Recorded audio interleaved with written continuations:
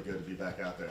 You know, that was probably one of the longest off seasons that we've had, that I've ever had, that these kids have probably ever had, because based off of recruiting getting bumped back and really that kind of that snowstorm that hit, and we had some damage to the building, we just decided to bump everything back after spring break and start it all up. So we got a long trek ahead of us right now. We got 5 weeks of really Tuesday, Thursday, Saturday practices, and we'll go on Monday, Wednesday, Fridays, and our off days and lifts. So it's going to be a pretty good grind for these kids, man. But I think after that off season, of really just 8 weeks of strength and conditioning, I think everybody was ready for that spring break. It was just pretty good to get everybody out there today and run around, and some new faces are out there, some new schemes that we're kind of messing around with, and overall it was a pretty productive first day. Everybody's excited for the first day. You try to calm them down as much as you can, because you can only be in helmets,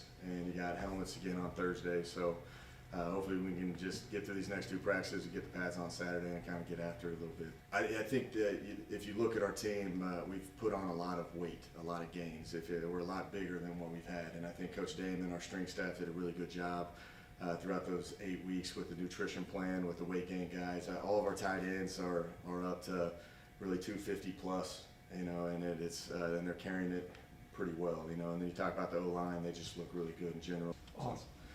But yeah, open up for questions. Did I hear you correctly that you have an offensive lineman that needs to lose weight? Usually don't hear that around here. Usually it's add weight. Yeah, no, we have a couple guys, and that's like, it's also like every kid's different. So you have to see what they play at, what they're comfortable at. You have to prevent injuries as well. The wear and tear and the pounding on the ground when you're probably 30 pounds overweight, it's not the most healthy thing for your knees or anything of that nature. So we just take precautions of it all, and we talk with the kid, and we just kind of experiment through it. Hey, let's get you down to this certain weight and see how you feel. And you do that with everybody. Like that's offensive line and defensive line driven more than anything, but it's also with receiver play. I remember Mike Evans was 245 pounds when he played at Texas A&M. And we got him down to 225, and he ran a 4.4, 4.3 at the combine. But there's science and strategy behind the whole deal, just to make sure that we're putting these kids in the best spots. But he was like 40 pounds overweight. Let's talk a little bit about the linebacker core. In other words, you lost some, and what does that look like right now going into spring, and the depth at linebacker position? Yeah, it's we're moving around a lot of different bodies right now.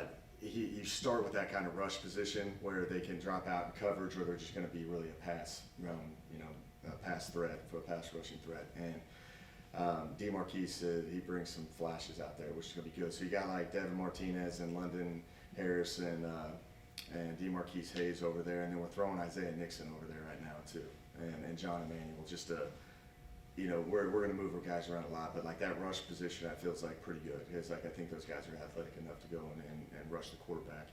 When you kind of look in the inside of it, it's going to be kind of a mixture of a lot of different guys with Braden Stringer and Sione, and then Kenny Haynes and Markavian Coleman. Like those are 4 guys. Binky's played a lot of ball here, and Stringer's played a ton of ball, and so is Sione. Kenny's going to be a guy that we got thrown the fire, and then you also got Josh Emmanuel as well, who those are 2 young kids. Josh played a lot last year for us.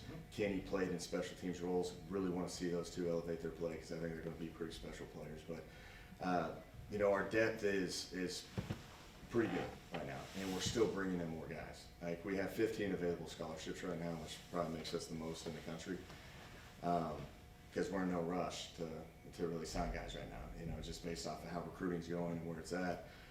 And we've had a lot of people with interest, a lot of linebackers that have reached out, if we're curious in taking them, and we're just kind of sorting that whole process out. But we're going to probably bring in another 2 linebackers, which it's going to be pretty healthy. Now, I'm always encouraging bringing in those type of bodies because of special teams, and you got to get those body types out there. So it's going to be good to add a couple more guys after spring. But yeah, it's for a first day and no pads. I thought it was a pretty competitive period for the first time. And that means both sides are doing right things. Coach, how much nicer is it to move people around because you want to and stuff instead of having to like you had to last season? That's a great How much does feeling. that help you and those guys knowing that, they can play more? It also, yeah, it helps the kids out more than anything. It's hard to just move kids from position to position. Like if you're a Mike linebacker or a Sam linebacker or a rush, the Sam's going to play more in space, the Mike's going to play in the box, and the rush is going to be on that edge. And if you start mixing those guys throughout the course of the game, they'll get confused with it, on their assignments and their responsibilities, because there's so many moving parts to it. But that's why you want to try to keep the continuity at O-line the same. Like, last year if we had an injury, we're going to have to move like 3 people around. Now if you get an injury, we can just plug the backup in and we should be good to go, And yeah, that's comforting. It's finally to a point where we got some solid depth here, and we're going to keep building and keep adding guys in. So you think about it, we still got 15 guys to bring in, which makes it pretty fun and exciting for everybody. You would say last year that you could tell the level of talent against the teams you're going up against. They were just bigger, faster. Specifically BYU, you pointed that out. Do you feel like you all are getting closer to being comparable to teams of that stature? Yeah, we're getting there. Like I'm saying, we've made strides. Like with the D-line bringing in those big bodies, that's going to help. The offensive line's looking really good. Our tight ends look great right now. But we still got to get longer at our DB position and our linebacker position, and we got to get a little bit more depth at the slot receiver position as well. Because I feel confident with Barbie and Javen Banks and TJ Graham out there. And, we just got to find some guys in the mix, which you got Drew Jackson and Chandler Spites and Dylan Jansen. You got a pretty good little mix of guys in there, but we still got to increase the length of our skill guys in my mind. But we're getting a lot better. It's the biggest team that we've had since I've been here, so that means we're improving the profile. Coach, almost a year ago exactly, spring practice got shut down. So how important is this spring period going to be for you guys, considering that last year got cut off? Yeah, it's that's a big deal for us. Last year I just wanted to play. Like that was the whole point. Last year didn't count from an eligibility standpoint, so we got a lot of valuable experience last year. But you miss out on a lot of different things.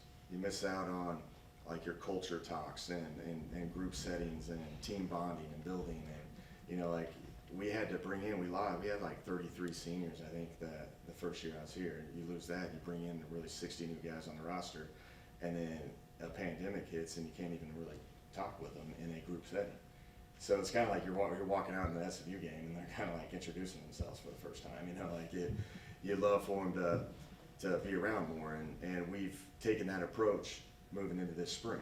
Like obviously we're going to play football. You got your 15 practices, and we're going to continue to become the best football team from that standpoint, from playing the game. But there's also these culture talks that come into play, and our team pillars and kind of the buzzwords and the keys to victory, and that we can sit here and discuss it. And we've James Sherman, our director of player development, does a really good job at doing community service stuff. And you guys seen us do the home run derby, and you saw us do the putt, and eventually we're going to play paintball, and we're going to do all this stuff. We're doing a lot of things that you should do as a team. And that's what we lacked and missed last year due to the pandemic, because I don't know if you guys remember, we were doing our team meetings on the turf in front of the jumbotron. It's now you can get them in a setting and kind of discuss it. We're COVID testing twice a week right now. We tested yesterday and all negative, and so they keep abiding by the COVID principles, and let's just hope nothing extreme happens, and we can keep building off of what we're doing right now. You're a coach, I know every year you guys' expectations have always been, to win as many as possible, but where are you right now? Where do you think you are coming into year 3, and what remains the goal for you guys? Yeah, our goal is to win. I think last year we made a lot of strides, and I think they see it, that we can compete really with anybody. If we don't beat ourselves and we play together and play smart football, and after some of those really gut-wrenching losses last year, we had really good conversations. Like they knew why we lost, and how we need to fix it and stuff. And they've got that approach going into this offseason. So, you know, year 3, we got to be better than what we were last year. You know, and I think these kids understand that, and I think we're coming closer together as a team, and we're putting the work in. This team works. I'm really pleased with their work ethic, you know, and they like the game. You know, like we're finally getting a group of men that I have to tell them to leave the facility. You know, like it was kind of the other way around. Like no one really wanted to come into the facility. Now it's just like, all right, you guys are gonna wear yourself out. You need to leave. You know, and that shows that we're getting the right players in here. And you know, I think when you get a really cohesive group, good things happen. And they like the game of football and they play for each other. I think you're always going to end up having great results from that.